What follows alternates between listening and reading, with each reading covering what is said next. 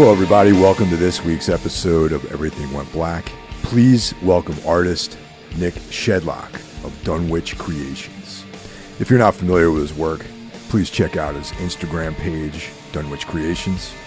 Black and white art, the focus on horror, a lot of cool stuff there. Definitely support Nick. If you're listening to this show, please check out our brethren, the Horsemen of the Podcasting Apocalypse. Kicking things off on Mondays, we've got Brandon Legion's Horror Wolf 666. Up next on Tuesdays, the greatest extreme music podcast in the land. Of course, I'm referring to Into the Necrosphere, brought to you by Jackie Smith. Wednesday is day one of Double Shots. We bring you Everything Went Black, as well as Iblis Manifestations. Thursday is another double shot day. Of course, it's Necro Thursday for the Necromaniacs Horror Podcast, featuring myself, Mike Scandato, and Jeff Kashid on a regular basis. It's also day one of Soul Knocks, brought to you by Carl Hikara, for all things dark, esoteric, and macabre. On Friday, we've got Spitball Media featuring Mike Scandato's brother, John Draper. Saturday is a day off, so you're on your own. However, Sunday, the sinister minister Carl Hikara comes back with Soul Knocks Day 2. Carl and I are deep into our Darkness Weaves collaboration, where we discuss the work of Carl Edward Wagner. If you like this show, that's great. Thanks for the support. Like us on Facebook, Instagram, etc. But if you really want to show your support and take another step forward, definitely join the Patreon for as little as $1 a month. You get access to bonus content. For $5 a month, you get access to the bonus content plus early access to the regular shows. And for $25 a month, you can become a sponsor. Thanks for joining us this week. I've been very, very casually perusing your artwork. You and I, it's funny how one of the cool things about social media is that people of like minds oftentimes can find each other through social media. I like Instagram. I don't really go on Facebook that much these days unless it's to promote the podcasts and the band and that sort of thing. I just don't like that influx of just negativity. You know what I mean? So you and I, we sort of just the same way a lot of people, we just kind of like gravitated towards each other because of the stuff we were into. Yeah. And the Dunwich Creations page is filled with really, really cool horror-inspired black and white ink artwork. And that grabbed my eye right away. That aesthetic is very much part of my aesthetic as well. I really appreciate that. So welcome to the show, Nick. I appreciate you coming on. I appreciate it, man. Definitely appreciate you on here. Thank you for having me. How did you, by anyone who's into like sort of graphics or visual art or that sort of thing, it's always interesting to me how they got involved in that. Was it something that you always did even as a kid? I mean, the rigor that's required to be a good, artist is like intense. So that must have been something that you were just drawn to originally. So how did you get into doing art?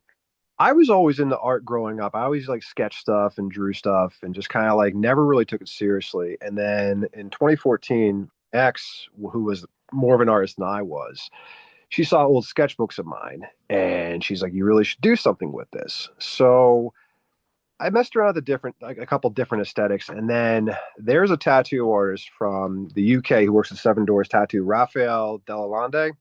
And he does a lot of this, the whip shading and the stippling type tattoos. And a lot of his stuff is like what really primarily influenced me. And then after I started like playing around with that for a little while, I started like going back to the Rotten Cotton days of Chaz Ballin. Oh yeah, man. Okay. Bernie Wrightson and that sort of thing too. Like all like the black and white artists from that time. But a lot of the stuff now, as I'm going into t-shirt design, and I'm doing a lot of designs for different sites like Possession Press and Silk Screams and I'm actually working on a Hell of Living Dead design for Two-Headed Dog right now. It's like reminiscent of the Rotten Cotton days because you and I are kind of in the same like age group, where we remember Rotten Cotton was the only game in town back in the day, and Chaz Ballin's artwork was always like the standout point for me. I mean, sometimes they did scans of posters, but then like he did original artwork for like the Hellraiser shirt Yeah. or Aerial Ground or whatever else. So that's mainly my influence as far as going further into artwork is recreating the Rotten Cotton aesthetic and the black and white. Because I don't know, for some odd reason, like color's cool, but I just think that black and white's more of a bold statement because it's basic but not. And you can mimic so many different shadows and so many different like layers with just like different types of pen, and that's really what draws me to it. Yeah, I'm a big fan of that stuff, as you mentioned. So you weren't one of those guys like in high school and grade school who was like drawing all the time and went to art classes and that sort of thing. It just sort of you were more or less self-taught. Is that what you're trying to say? Kind of like that. I mean, I basically just like started drawing at an early age, and like it just kind of like I never really saw my mother never like signed me up for drawing lessons. I just kind of like I always like tried mimicking different styles from comic books when I was a kid, and then like I never really took it seriously up until about 10 or 11 years ago. You know what I mean? Just because there's just Wow. what it is. You know what I mean? I just never like I was always told there was no market for it, unless I wanted to get into tattooing, which then again, that's a hit or miss. You know what I mean? Like there was really like no funding for it. You get what I'm saying. But Yeah. like, Also, like tattooing, I feel like there's like, I mean, I like tattoos, I got a couple myself, but like I'm not very much into that culture really, you know what I mean? But it seems to me on the outside that it's saturated right now with people tattooing. oh yeah, absolutely, It's like absolutely. everyone tattoos now, it seems like. Well, the tattoo machines are easily available on Amazon now. You can get a rotary pen for like $100, like a decent one, and a lot of it stemmed from the pandemic because you had a whole bunch of people, with Pinterest and everything else too, like having Pinterest tattoos and fine lines, and the prison tattoos are a big thing too, and like a lot of people are undercutting them now, and I got a lot of friends who are tattoo artists who are basically like struggling because of it. It's a bad time for it. Yeah, yeah, that's sort of my observation. So you mentioned comics, like what kind of comics? Because I'm a huge fan of comics. I'm a lifetime reader, even though like right now I pretty much only read trades, but I still regularly check in on comic books. So, like, what kind of stuff did you grow up reading? Swamp Thing. Bernie Oh, writes yeah, is Swamp Barney Thing. Wrightson. There you go, man. That's then Swamp the old Thing. school Bernie Wrightson, like Yep. the pre Alan Moore Bernie Wrightson, Yep. Swamp Thing, right? Yep. And then there was that novelette from Stephen King called Cycle of the Werewolf. Yeah, Actually, yep. and it was funny because I actually did a book report on that in sixth grade, and I was like, I meticulously drew those pictures when I was in sixth grade, like the best I could into my book report with the cop getting his face ripped off and like Uncle Red the what the hell is his name, Corey Haim's character shooting the werewolf at the end of the movie. Yeah. Yeah. Damn. So I was like I had growing up I had a mother and father who were pretty much like, okay, he can watch these types of movies. And my dad got me a subscription to Fangoria. Oh, When I, nice, dude. so then like it just blossomed from there. I mean, they thought I was like kind of innocent because it was like, okay, what's the harm of him watching Halloween and Friday the 13th? Found out about Dario Argento and Rogerio Diodato and all these nasty ass Italian films, and it just kind of like flourished from there. That's pretty much my story too, man. It's like I was way young age. My dad bought comics for me and like was read them to me, and that was great because it really sparked my interest in reading. And it was like Marvel, DC stuff. My dad just bought what looked cool, so I got like Batman, Thor, Captain America, stuff like that. And that version, that era of comics was great too. That was like the 70s, you know what I mean? And it was just like all that cool, like, Batman was great in the 70s too. And then when I got older, it was definitely the kind of what would be considered the Vertigo titles for DC. The Okay. Swamp Thing obviously started out before there was Vertigo. Like the Wrightson era was when it was just DC Comics. You know what I mean? And then there was that transition into the more adult type of treatment that Alan Moore jumped on. And so a lot of that stuff I was really into, but really the Marvel characters were my favorites. I think maybe DC might have been pushing the graphic side more with the Vertigo titles, but I was always really into like the Avengers and Yeah. Iron Man and stuff like that. I liked all the anti-heroes in Marvel comics. I mean, as much as like, the police are trying to take the Punisher from us now because, Yeah, every cop lover has a Punisher sticker on the back of their I car. hate that. Even though the Punisher was anti-cop, what I mean? The Punisher is awesome. And I don't know what your take is on the Netflix series that came after, like with the Punisher and Luke Cage. That to Yeah, me embodied the Marvel aesthetic. Like I thought so too, man. I mean, Punisher was one of my favorites too, and and the version with our boy there playing Frank Castle yep. was awesome, man. John Bernthal. John Bernthal was the epitomizes the look of the Punisher, if you ask me. hmm I'm actually looking forward to Born Again. It's Yeah, fun because I got Disney Plus solely for The Simpsons, right. and I haven't watched any of the other Marvel TV shows on there. But then I saw Born Again is going to come on this week, so I'm actually pretty pumped about that because the Daredevil series was just like perfect. That was like really, yeah, the Daredevil series when that whole like thing was going on Netflix with Daredevil and Luke Cage, and that was like, oh man, this is great. It's like street level, like old school characters, Yep. that were given what I thought a very realistic modern twist to it, and Daredevil was always kind of like the street level, like he wasn't into all this like cosmic stuff, like he was, fighting dudes in alleys and stuff like Batman, sort of. And I thought that was fantastic. Those first two seasons they did. So I'm really looking forward to this new one because So, it has all those elements that I love. It's gritty. The character, the guy that plays Matthew Murdock is great too. It's yep. awesome. Oh yeah, and then they're bringing back Bullseye. They're bringing back fucking the Punisher. It's gonna be good. Like if it isn't good, I'd be very surprised. You Like know. the deucification of the Punisher logo is like the worst thing ever. I was so bummed out when you'd see these guys with like those F-150 trucks and cop the back to blue types. Oh my God, They yeah. like totally hijacked the Punisher skull, and that fucking bums me out.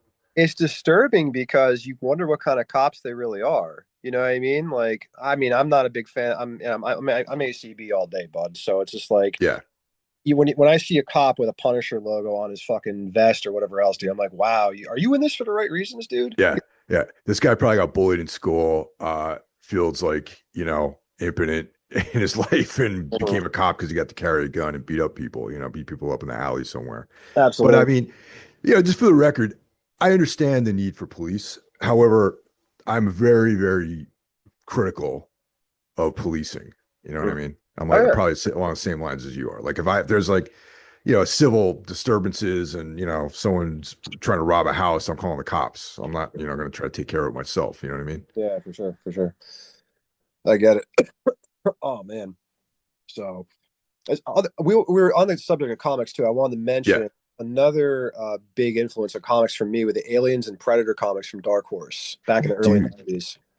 Actually, that Mhm. I love those, but what I also love is the just the whole Dark Horse movie property Yes. expansions in general. Like Yeah. they even had Thing from Another World. They had hmm that. Yep. There was Predator, there was The Thing, there's the Terminator. Alien series, the Terminator series. Like that's like very overlooked by a lot of people. Oh, it is. Dark Yeah. Horse was like unsung, man. There was a lot of cool Dark Horse. Even the movie 300 was based off the Dark Horse, Frank Miller. You know what Yeah, I Frank mean? Miller, yep. Yep. So another cool Dark Horse comic series that actually got me wondering when I was a kid because I was young when Army of Darkness came out, and I remember the Army of Darkness comics that Dark Horse had put out, and I just Hmm. remember the graphics and it was almost like painting esque with the way the comic was made. That's one Yeah. thing that always stuck out to me. I actually have the graphic novel of Evil Dead from Dark Horse. I bought that about a year or two ago. I found it on eBay. I was like, okay, cool. I found this. You know what I mean? But like that itself, I'll send you pictures of it one of these days. It's just like the artwork is insane. I never checked out the Army of Darkness graphic novel. I should look into getting one of those too, because I love Sam Raimi and the whole like Evil Dead, Oh yeah, storylines and everything. But absolutely. it's that it's not done that much these days anymore with these film, like taking these film properties and really doing a good job with expanding them the way Dark Horse used to do that. And another thing that comes to mind, and this is definitely, I was almost a little too young to really appreciate this when it came out, but like the Star Wars comics that Marvel did, Yeah. the interesting story about that is they adapted the film Hmm. and they kept the series running. And years later, the second Star Wars and the third Star Wars movies came out, Oh, no and kidding. they continued with writing their own stories within the Star Wars universe Hmm. for years, and then they would Yeah, adapt the films. It was like the weirdest thing. that's awesome. Yeah, That's really cool. I gotta look into that because I know the Star Wars universe is definitely limitless now. And now that they yeah. got Disney funding, it's just going to go on forever. But I gotta say, related to comics and comic book properties, I'm kind of checked out on all the Marvel movies. Yeah. I the last Marvel movie that I actually saw in theaters was the Doctor Strange movie that Sam Raimi did. That was And pretty good. you That was pretty recommend good. that one? Yeah, absolutely. Because if you appreciate Sam Raimi's aesthetic, you'll appreciate this. And then, of course, you have a Bruce Campbell cameo. Oh yeah, that's right. I heard about that. Yeah.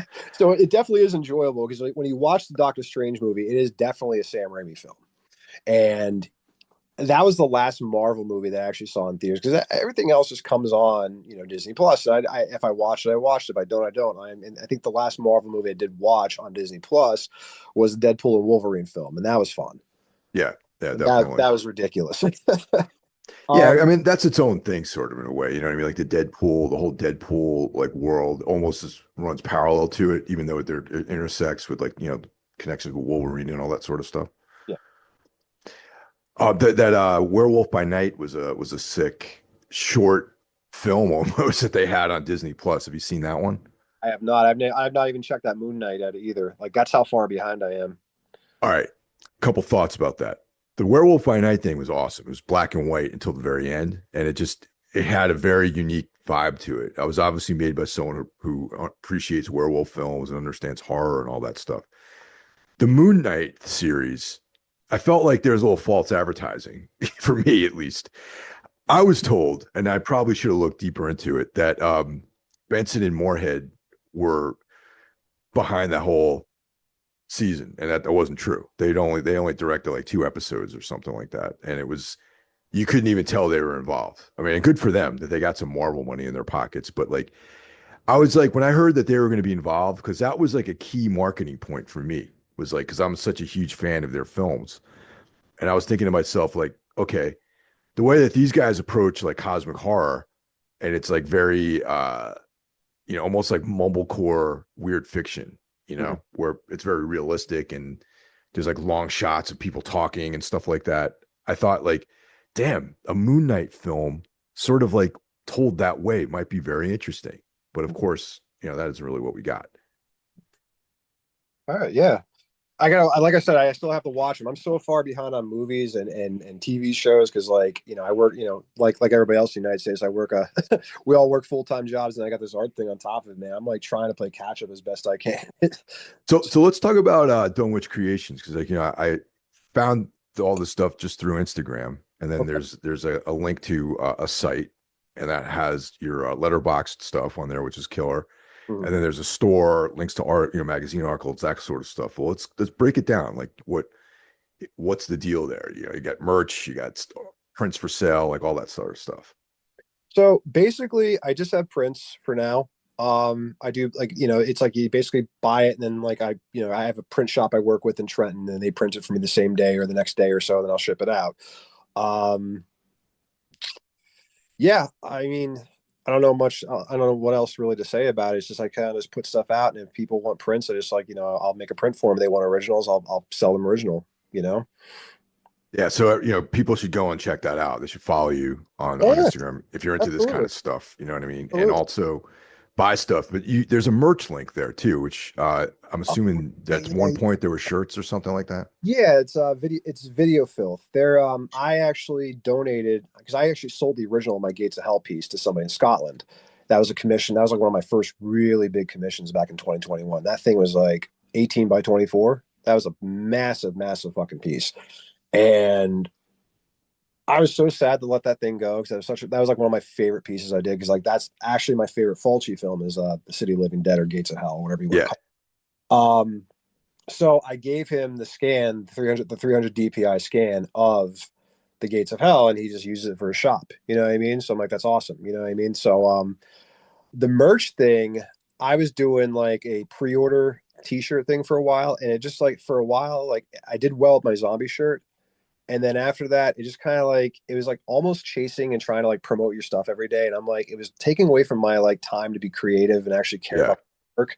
So what I do now is I work with two different companies. I work with Possession Press out of Missouri, who's run by the dude from the doom metal band Fister. Okay. And then there's a Silk Screams from Buffalo, and he does showings of different movies up at this theater in Buffalo every other month. Oh, So he'll tell me about different showings he's doing, and I'll just do artwork for him. And he'll have all the leftovers on the site. And Possession Press has my Exorcist design right now on their site. So if anybody wants to pick that up, that's there. And whoever else wants like art design, I think it's easier now if I work with companies rather than promoting myself. Because yeah, I mean, like the only downside is I'm losing out on profit, but at the end of the day, I'm not really doing this for money.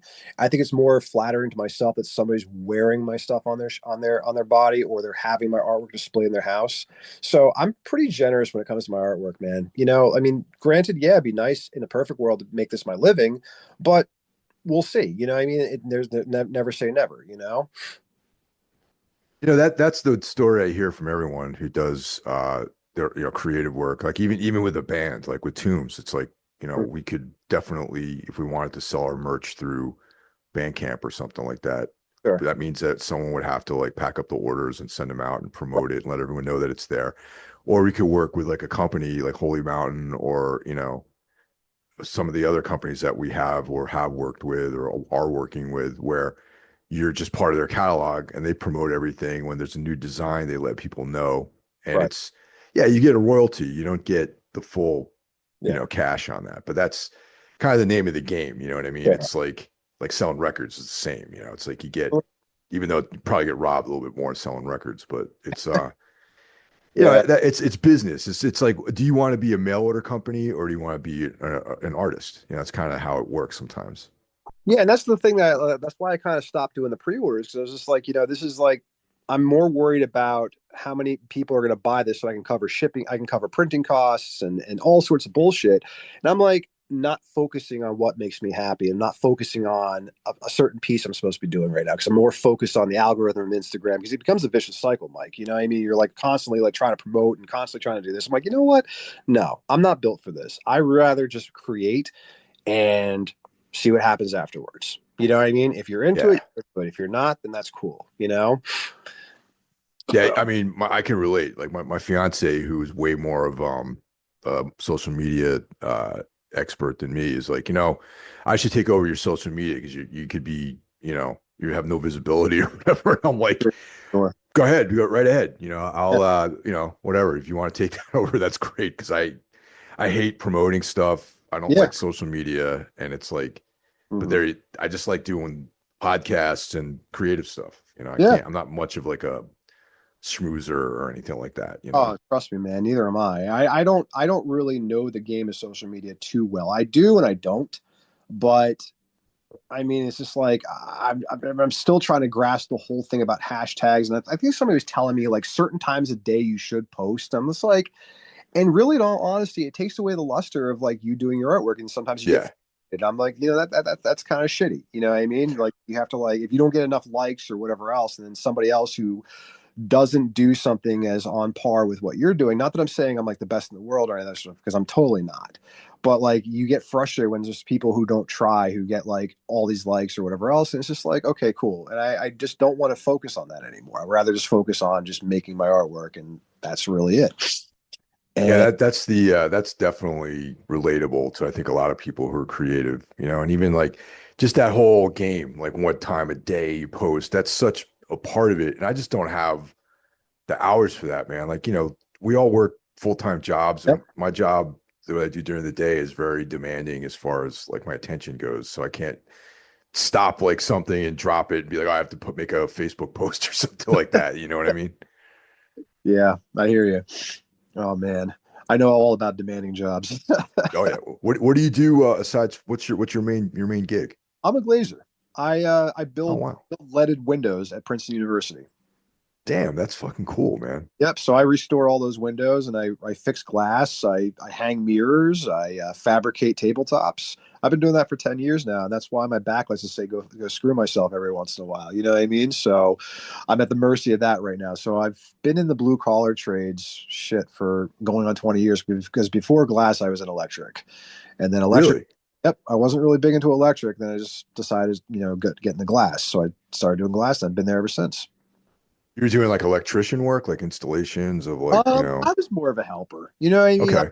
I was at the point where I was a helper. I had one good mentor, and then he retired, and I got handed off to his friend, and he was an absolute asshole. So therefore, Right. it completely like destroyed my interest in it because when you have somebody who's like, just being condescending to you all day and just like not teaching you anything, and you're just like a gopher type of person, it just like destroys your interest. And then after that, I just did like odd stuff for a while, like warehouse work. And then I saw an ad for a company in Mercer County for a glass company for an apprentice. So I took it on and I That's learned, cool, man. yeah, but learned the trade. And then years later, I'm at one of the best universities in the world doing glass. Well, that's definitely the kind of work I think that would take up most of your time during the day for sure. Oh yeah. I mean, I can't really be focused on Instagram when I'm handling glass because I kind of want to keep my fingers and my hands Yeah. and everything else and half my body because glass is scary. It breaks. It can cut you in half. Have Um, you done much like band merchandise or album artwork or anything like that? I've never really delved into that because I've always had a knack for doing. I've always had a knack for doing horror films. That's my Yeah. butter. I mean, like I would love to do different band stuff if like if they complimented if they were like into my aesthetic. You know what I mean? I think if Yeah. I do stuff like for doom bands or a black metal band because that's mainly the stuff I listen to. I mean, like I would definitely be all about that because I've done stuff for bands in the past and it just didn't fit what they wanted, and then they got their friend who did Photoshop to do it cheaper than I would. You know what I mean? So that kind of Yeah. like Well, a while. I hate Um, that. yep. So I just like stuck to what I was doing. And I kind of decided like, when I just do the stuff I'm doing right now, it gives me more freedom to like just do what I want. You know what I mean? And I've been pretty successful with doing what I want for a couple, last 10 years. And now it's like, it's opening up little by little opportunity for me. You know what I mean? So, I'm like I said, I'm not looking to get rich. It's just like I said, I'm just like very thankful and flattered that it's just becoming well received as it is. Yeah, because that black and white aesthetic like fits right in with so many bands, Oh, like their vibe too. And I know. and yeah, like you're saying, if it was a black metal band or Doom or sort of that sort of Oh vibe yeah. to it, it would lend itself perfectly for what you're doing. Mhm. So I noticed a lot of the subject matter is kind of classic films, classic horror stuff. Yeah. What I consider classics. Yep. Like so last year, I think was like a milestone year in horror films. It was Okay. like a quality, new levels of quality, I think, were put out, and just a straight up volume of great movies, I think, were put out last year. Was there anything that came out last year that you were like that really grabbed you? The Substance. That was Yeah, my favorite movie that came out last year. The Substance was like one of those films that like the reason why I think The Substance works so well because the trailer didn't give anything away. It barely gave anything away. And then when he walked into the movie, it was just like, what am I watching? you know? yeah, And there were so many what the fuck moments in The Substance. And like I always said that The Substance was if Stanley Kubrick had directed a trauma film or had directed Society or directed like one of yeah. the Brian Usna films. And the fact that Demi Moore is nominated for Best Actress for that movie is just like insane to me. That's incredible.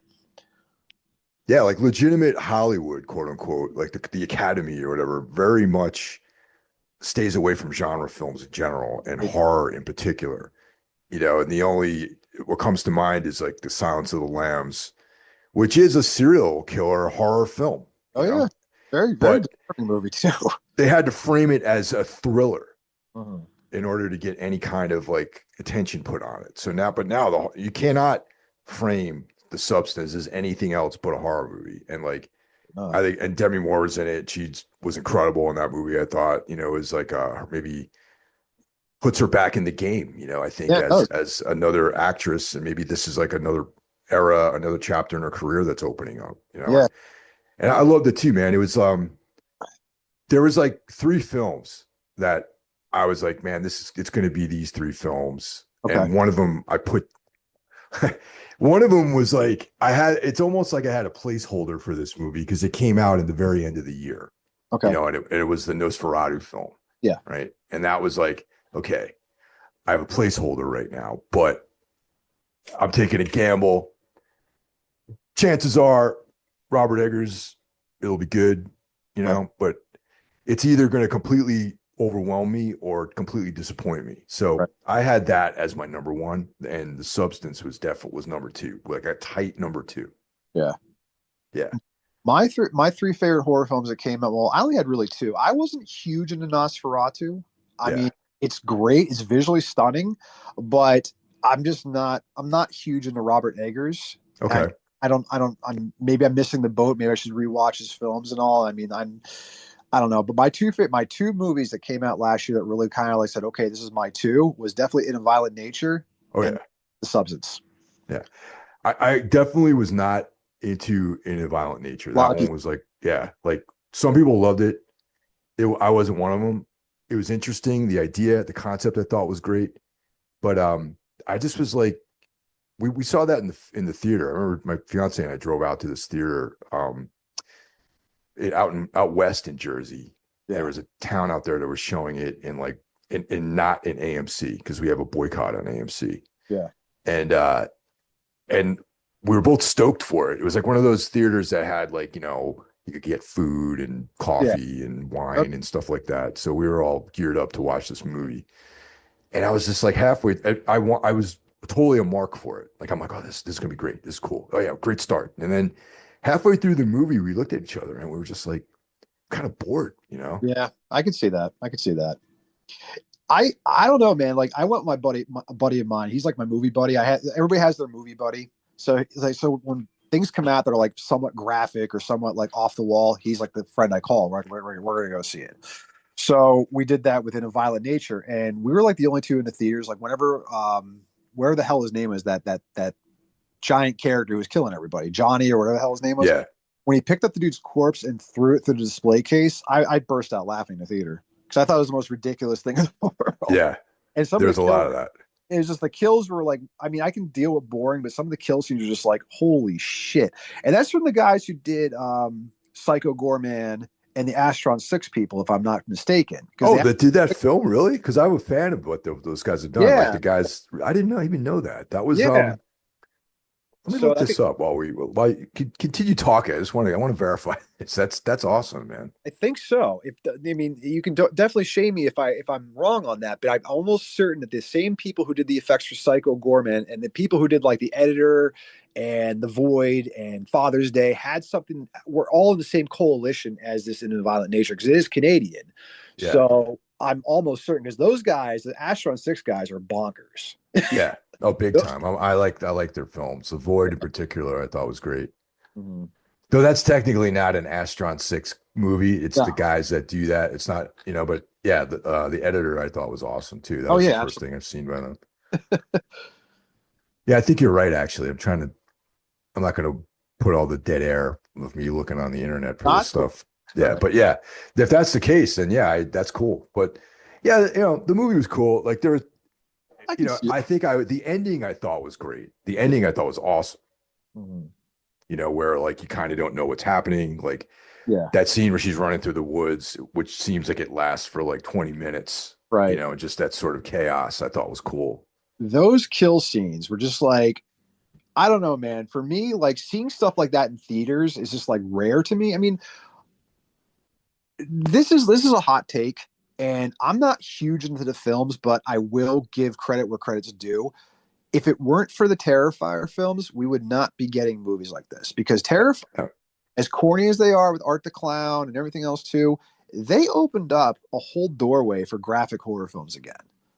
Because Terrifier 2 is like probably one of the highest rate, like the highest grossing, like unrated films in a long time. And I'm not huge into it. I think they're corny. You know what I mean? I'm not huge into like Art the Clown, and it is what it is. He's it's goofy, but it almost like re-emboldened making graphic horror films to me. You know what I mean? And then like the kill scenes in a violent nature were just like, holy shit, I'm watching this right now. You know what I mean? Because like I haven't seen something like this in a very long time. I think the last time I saw something like that in a theater, there's like a recent horror film, was when the US put out High Tension. That was like, it was edited, but still it was like, like Hot 10 Showing came to the theater, came to the United States. You know what I mean? That was back in what, 2025? Even though it was like, Wait, that came to the States like like it the DVD, the release was like the early 2000s of yes. High Tension. Yeah. Yeah.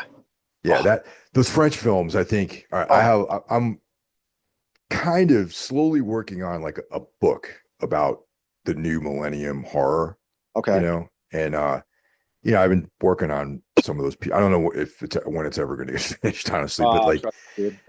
it's I've been working on just writing a series of essays about all this stuff, and the French That'd be movies, really, that the French extremity films, yes. I think really defined what horror in the new millennium is going to be. Because like you got to look back into the late '90s and how that was really kind of the hidden hand of horror films. Like they were like doing their thing over in Europe and influencing the States, and then early 2000s when a lot of those films came over here and were available on was it like Dimension Extreme or something like Yep. that, released Yep. all those, because like a whole rash of them came out in like 2005, I think. Yep. And in the States at the time, they were into like the kind of repurposing of these like franchises, like reimaginings of modernizations of A Glass House on the Left and things like Yep. that. And that, I think the Americans were sort of like motivated by that. Yeah. And then fast forward to what you were saying about uh Terrifier. Yes, I give a lot of credit to Damien Leone for that, because he visualized this whole thing and manifested this thing on a completely DIY level. And Terrifier 2 was like a massive box office hit. Yep. And he had the funding to continue doing and open the door for people doing more extreme Yep. films, you Yeah. know. And Absolutely.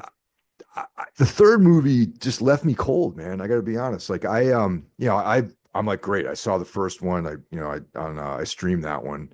Mhm. We went to go see Terrifier 2 in the theaters, Yeah. and then we had another date night for Terrifier 3.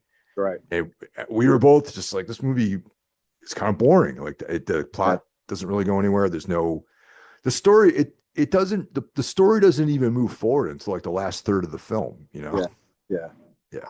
I had a soft spot for the third film because you know what? I do like Christmas horror films, and one of my favorite Christmas horror films of all time is Christmas Evil. Yeah.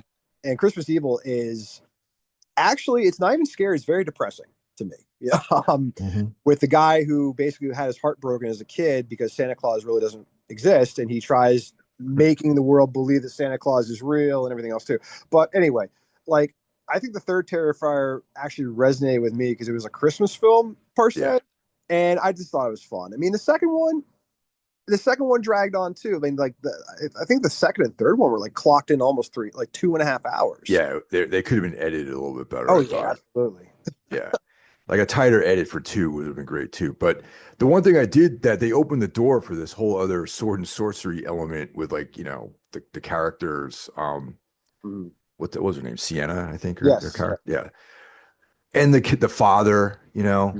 and that connection, they lost it in the third one. They just kind of picked it up in the last third of the film. And I was just Right. like, that's kind of like that storyline. I was hoping they were going to develop all that stuff in the third Right. film, Right. and then at the end, out of nowhere, we were in hell, and Yep. it's like, Yep. okay, cool. So it was too many. It felt like you could have made two films out of that. Like there could Yes. have been like development, and the stories were, it was just too much of too much and not enough. It was too Sure. long with not enough storyline for Sure. me. Sure. And I mean, yeah, the set pieces were great. You know, Mhm. the kills, the effects, like you got Right. plenty of that. They Oh yeah. took it in different, you know, they took extremes. Oh yeah. They You know, did. that shower scene kill was like pretty brutal. That was like one of the, I'm like, wow, this is like really, really gratuitous, man. You know what I mean? Listen, when anything with involving like I'm not really into it. Anything involving a child, like they got balls if they're going to show a child. Like they didn't show the child being killed, but they killed a kid. You know what I mean? Yeah. I was like, Yeah. oh Yeah. my god, man, that's rough. And the scary thing is too, Mike, is the fact that when I went to go see Terrifier 3 in theaters, the same friend who I usually go stuff with, he told I was like reluctant to see it because I wasn't a huge fan of the first two, but he told me just take it as like you're supporting a small business. I said, all right, you sold me. So when we went to go see it, there was actually kids, like 12-year-olds, 11-year-olds in the theater. I'm like, oh my God, man. I don't know. I mean, well, then that doesn't really say much for me because like one of my first real graphic horror films, two of them was like Dawn of the Dead and Yeah. me. So, you know, I don't know. Maybe I'm just getting older now. I'm like, wow, you actually bring your kids to go see this? I would think twice about that. But, you know, back when I was a kid, my parents took me to see The Exorcist in the drive-in. So it's Yeah, like, I hear you. that explains a lot. You know what I mean? But yeah, and it was an unrated film, I think, the third one, right? It wasn't even R. It was like unrated, I believe. Yep. Yep. Yeah. But it's interesting. You know, I want to say that I'm not going to see the fourth one, but I know that I am. You know what I mean? I know that I'm going to watch it when it Yeah. streams or I'll rent it, but I'm not going to go into the theater because it's just honestly, it was too much. It's too much of a risk to go and have a night out and go to the movie theater and, you know, whatever that entails to be disappointed sitting there, you know? Right. And it's just like, but I'll stream it. And maybe the fifth one, if I like the fourth one, I'll go see that in the theater again. I don't know. We'll see. Well, we'll see what happens. Yeah. I'm Yeah, actually definitely. excited now because they did do the remake of Toxic Avenger and Cineverse. The people who put out the Terrifier films bought the rights to the Toxic Avenger movie with Peter Dinklage and Yeah. Elijah Wood. So now we're gonna because I think that movie got shelved because it was too violent. I mean, it's Toxic Avenger, you know, but I'm actually excited now because it's going to be shown in like all of its glory. So I'm actually, I don't know. I'm not really huge into remakes. I think there's very few remakes I do thoroughly enjoy. One of them being, you know, it's funny. The Maniac remake. I wanted to hate that movie so bad because the first Maniac is probably my favorite horror film. Yeah. And when I heard it's being remade, I'm like, you can't replace Joe Spinell. There's nobody sweaty in No, the world to replace Joe Spinell. I mean, I agree, man. I'm a huge Joe Spinell fan. Like he pops up in so many movies too. yep, And but yeah, Maniac, it epitomizes that 70s grindhouse vibe, man. It's just yep, like sleazy, yep. negative, depressing in some points, you know. But the remake with Elijah Wood It was beautiful. was great, man. I think and he's a different type of creep, you know what I mean? He's like the creep who's like almost passable as Yep. like a regular person. Yep, yep, yep. Absolutely. And the fact that Alexander Aja and Frank Calhoun, who did High Tension, Yeah. did the Maniac remake, and it was in good hands. You know, I will give that much. And it's almost as if like any remake done by that team, because they did The Hills Have Eyes also, Yep. and those are well done. I mean, I didn't like the Last House on the Left remake because I'm a David Hess diehard. You know, you Yeah. can't David Hess. And Nightmare on I fell asleep during the Nightmare on Elm Street remake because it was terrible. Um, Yeah.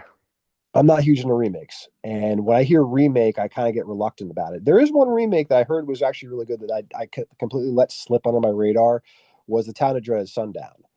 And The Town of Dread is Sundown, the original, was definitely fucking good. That was like one of the better '70s slasher movies that with the guy with the bag on his head for Lover's Lane, Yep. the part with the trombone with the knife attached to it. Come on now, that was Yeah, you gotta love that one, man. That's great.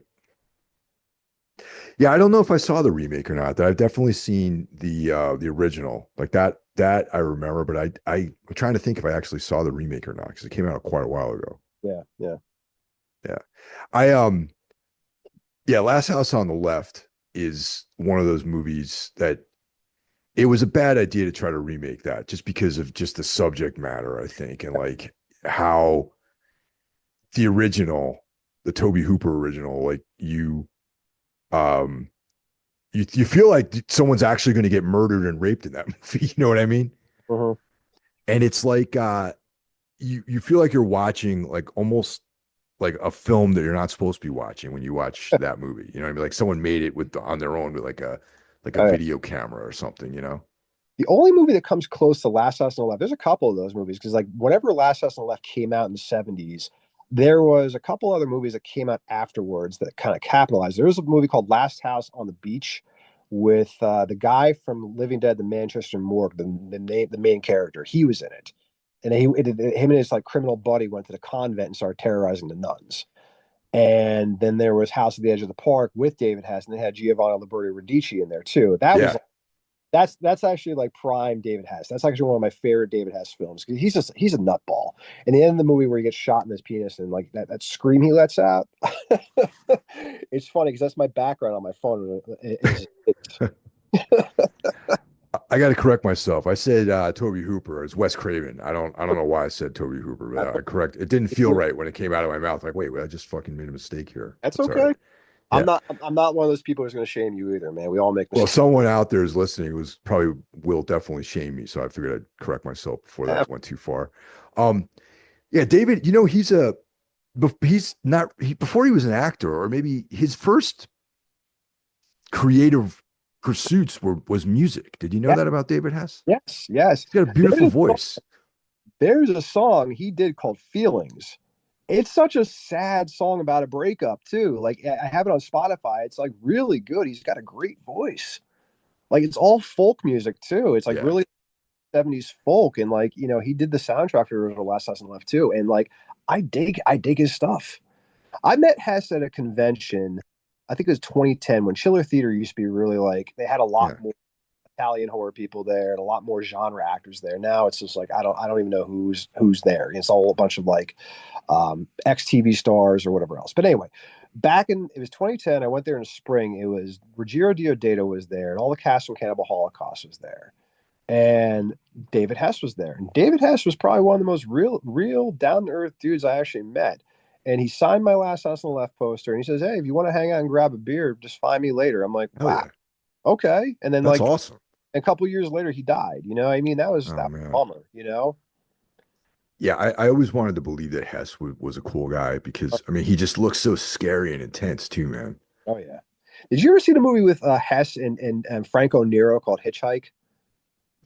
No, I haven't. I haven't seen Oh that. man, you gotta watch that one, dude. You got two titans of that one, of that era. Franco Nero, of course, is intense just as well.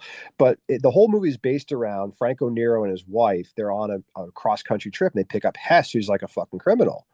And What a surprise he's playing a criminal. yeah, well, yeah, who else would he be? Yeah. But it's insane. There's a couple really uncomfortable scenes in that movie. I'm not going to ruin it for you, but I would definitely search out Hitchhike and watch. That's a good film, man.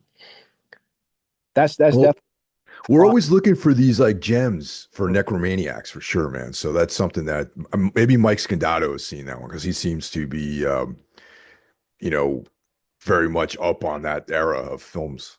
yeah, man. There's this. I'm just now like because like just now trying to play catch up with everything I've bought in the last year. Oh, geez, yeah. Oh my God. So like it's terrible because like I'll buy whole bulks of movies. Like, Severin just had that big ass thing that happened back in, Christmas with Hell of the Living Dead and Yeah.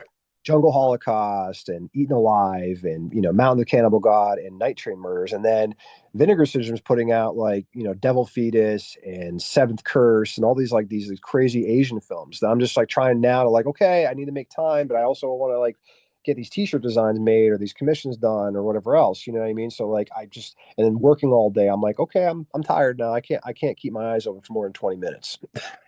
Yeah, dude, I feel your pain on that because like I really only have like maybe 2 hours a day to like watch movies. You know what I Right. mean? And it's usually after 9 o'clock. Mhm. And between like working all day, then I go to the gym or band practice. Sure. Nights that we practice, there's no hours because I get home at like 11:30 or whatever. So it's not really on the table to do that. And then the weekends, it's like, you know, you gotta do stuff around the house, you gotta go shopping at Costco, like that, that kind Yep, of stuff. yep. So it's hard to stay on top of things. And these box sets are killing me, man, Oh my because they're God. putting out so many great box sets. Yep, the Houses of Doom box set from Cauldron came out too, with House of Clocks and Sweet House of Horrors, all the like the deep cut Fulci films he put out towards the end of his career. I bought that box set. That's still sitting on my shelf.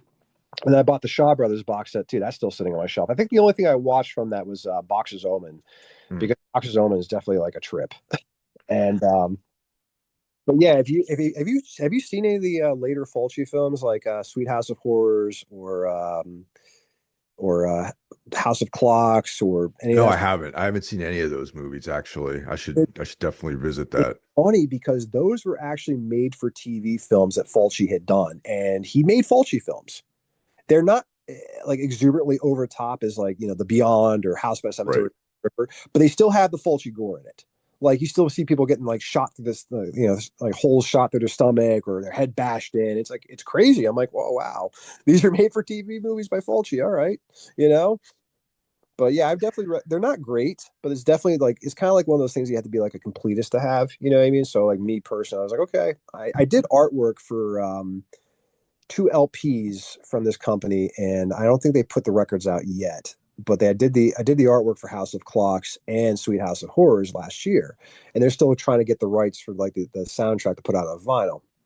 And I had never seen these movies before, so I had to like go on like a deep hunt on eBay for we all remember Shriek Show from back in the early 2000s, and Shriek Show had put those out. So like I got these two DVDs that were like barely playable to watch these movies and get like influence from, because there's no pictures online for this, and all the pictures they have are like highly pixelated. So I was actually literally taking screenshots with my phone on a television to get like images of this movie. And I'm like, all right, I really gotta like figure this out. That was like my most challenging pieces actually. It was the two Fulci deep cuts that I got commissioned for. That's cool though, man. That's I love the explosion of film scores of things being available now. You know what I mean? Yep. With awesome packaging Uh, and better mastering. Like I just ordered or pre-ordered that Texas Chainsaw Massacre score, nice. which now is somehow they separated because apparently story goes that there was never really a master of that Mhm. without the dialogue. So somehow they were able to isolate it. So that's the first time it's ever been available as an isolated film score. Mhm. Yeah. Um, Speaking of the French, there's that in box sets. Well, not speaking of the French, but speaking of box sets, there is the French Extremity box set is I Really? pre-ordered that too. I don't know if you're interested in that kind of stuff at all. Who's putting that out? Umbrella Entertainment put it out, and it's Okay. like because we were talking about high tension. Okay. It's got Martyrs, which I don't know Nice. if you've seen that. Oh yeah, of course. We're seeing Martyrs, man. Martyrs is a Yeah, Frontiers, like yep. a lot of that kind of stuff. And then of course there's a bunch of double extra features on there like interviews and like documentary stuff. And Martyrs was one of those movies that like Yeah, that's a tough one to get through, man. yeah, and that was remade in the United States in that in the wake of those French films surfacing here and also coinciding with the with those awful remakes from the early 2000s too. And you just can't No. do that in this country, man. Like America, unless it was like very, very like someone like that's has to understand that vibe would have to make that film. But the just the existential Yes. dread and the philosophical just like Yeah. darkness of that movie Yeah. is like Martyrs is more disturbing than the actual gore in there, I think. Yeah, Martyrs was definitely just like one of those films that you have to watch like maybe once in a while. You can't watch that repeatedly. No, no, That's like definitely not a that's comfort a movie. movie. Christ, there's a movie that I watched. It was like one and done for me. Was Men Behind the Sun. Yeah. Hmm. Men Oh Behind yeah. the Sun. I watched it once. I'm like, I don't need to see this ever again. One, I'm vegan and I'm not really big into seeing a whole bunch of rats eat a cat. Yeah. And Uh, two, it's just that really happened. That Unit 731 was like a real thing, And there's a movie that I think Unearth put out or Synapse, well, whatever company put it out. Philosophy of a Knife. yeah. Yeah. I saw that was on Netflix, believe it or not, for like 3 months. They recreated all the torture scenes from the tortures and the medical experiments from Unit 731. I'm like, I don't need to see this ever again. You Yeah. know, Men Behind this, because I know Massacre Video had put out the 4K of Men Behind the Sun. I know a lot of my friends are really into that whole disturbing cinema. I'm like, I got nothing to prove, man. I mean, maybe I'm just like maybe I'm getting older. I don't know, but like, I don't need that in my collection. I still have my bootleg DVD from back in the mid 2000s that I bought of Men Behind the Sun. I'm like, I'm good. I don't need to see this ever again. And same with like the August Underground films. It's phenomenal how real they look, but I'm like, I don't need to watch that ever again. Nah, that's that. I don't. I remember Mike Scandato, the guy I do Necromaniacs with. He back in the days when he had the comic book store, they had a video section, and I just remember we were that was like the big thing, that movie, like in the circles that we knew, and he had some kind of promo of the of August Underground 1 and 2, Right. and I remember he loaned them to me. And I went home and watched both of them back to Oh, back. And I was just like, fucking A, man. Like, this is yep. Yep. like not like, yes, it's great. The special Yeah. effects are awesome, but like Oh, it yeah. just, after a while, I was just so like bummed. You know what I mean? After watching those two movies. I have a funny story about August Underground's Mortem, the second one. So Yeah. when I still had roommates, I was in my early 20s. We had a friend of mine. We came over and we watched August Underground Mortem with him. Okay. So after we wrapped up the movie, we turned around and looked at this kid, this man. We're like, you tell anybody we have this, we're gonna fucking kill you. So this guy avoided us for about a month and a half. We saw him at a party, and he like turned white when he saw us. So we're like, we're just joking. That was fake. He's like, you guys are fucking assholes. I was gonna call the cops on you and Dude. everything else. I mean, it seems like the thing. It seems like a movie would be made about. You know what I mean? Yeah. Like they found this VHS tape somewhere, and Sure. the fact that it takes place out in Pennsylvania. Yep, Pittsburgh, Like, man. yeah, Pennsylvania, and you're from Jersey, so it's like Yeah. Pennsylvania to me is the beginning of like the South in some Yep. ways. You know what I'm Oh, trying yeah, to man. say? Centralia is like that too, man. I don't know if you've ever been to Centralia out in Pennsylvania, the abandoned town. Uh, Yeah, I yeah. heard of it. I've never been there. Well, Centralia is like the influence for us I think was the influence for Silent Hill, because it's a town that's literally on fire underneath of it. Yeah, we've watched. There's a channel that we follow that's like this couple that explores all these like abandoned places, and we saw videos of them walking around in Centralia. So that's how I know the name, but I've never been there before. Hmm. Is it worth checking out? Should I go there? I don't know. I don't know. I think they like really close it down because it is a risk. I mean, you could like fall through a hole and like burn your legs off or something. Wow. But talking about soundtracks, Mystic Vault put out a soundtrack from the 80s of this movie called Tenement, or Slaughter in the South Bronx. You ever seen that one before? I don't think I've seen that one ever. No. That's actually a pretty good one. It's almost like Death Wish 3, but not. Okay. About these people, like these squatters in a basement who get kicked out by the cops. They do angel dust and go back and try and kill all the tenants floor by floor.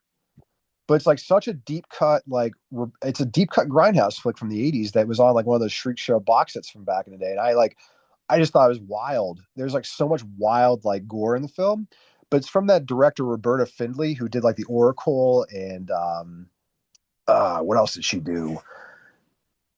Roberta Findlay did Oracle and Primeval and all these other really strange 80s films. But she was a porno director before she got into like doing horror films, just like William Lustig was a porno director as well.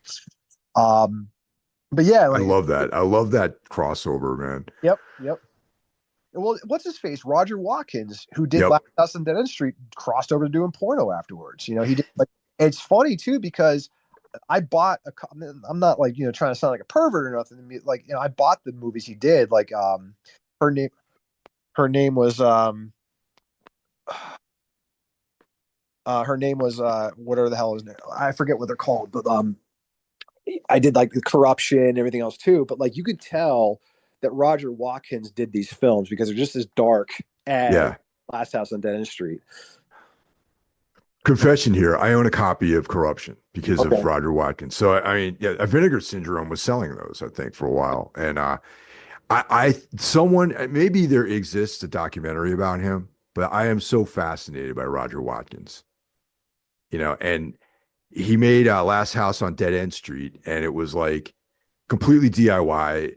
It's Jim Van Beber and him are similar in that way. It's like everything's completely DIY, except maybe Van Beber was able to get a little bit more success with his work. But so that movie was I love that movie, but like it's so raw and kind of depressing because it's about essentially his career, Yeah.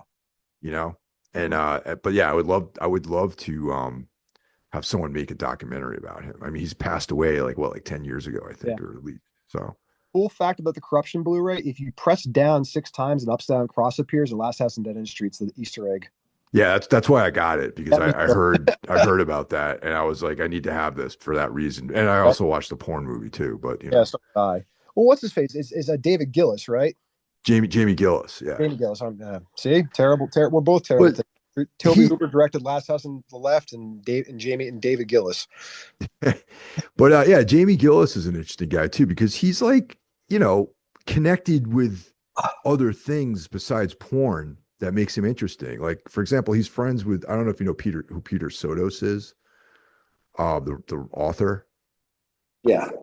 He's friends with him, and I know he probably, you know, you probably think, oh, maybe I should hang a phone up on Mike because he knows Peter Sotos, but like, he's he's like an interesting guy though, Jamie Gillis. Like, he's not just like some cokehead that, you know, shot porn in the 80s. You know, in some ways, I feel like he wanted to have more of a creative element to the movies he made because he also made like some Dracula or like vampire porns too.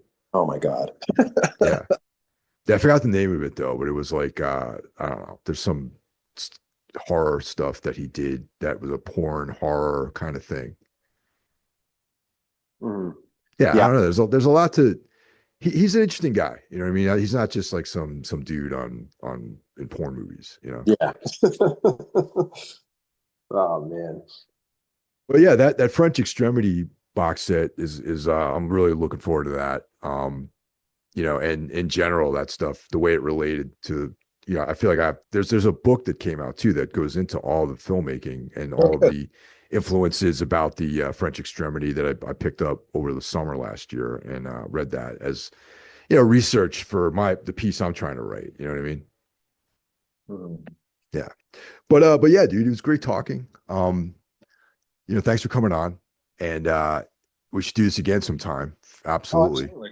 You know, and so yeah, just if people want to get in touch with you, what are the best ways to get in touch with you? Yeah, just Instagram, Dunwich Creations. That's my definite handle, and you can message me there. We can talk business. And yeah, that's really the best way is Instagram. All right, guys. Well, thanks for listening, and thanks for coming on, man. I appreciate it. All right, Oh, take I care appreciate now. it, Mike. Thank you for having me. Take care. You Man. got it. Bye Bye. bye.